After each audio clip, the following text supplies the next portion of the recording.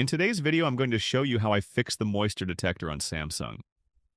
So last week I had an error saying that moisture had been detected within my charger port, and I've not got it wet or anything like that. Although no moisture inside, so what I did to fix this is first of all, head over to your settings. Once you go to settings, you need to scroll down until you find battery and device care.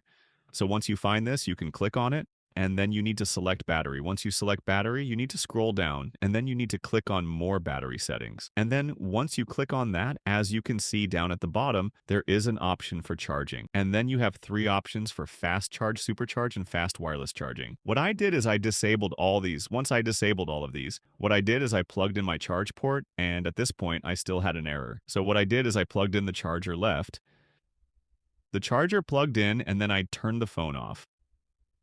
Once I did this, the phone started charging normally, and I just left it to charge overnight.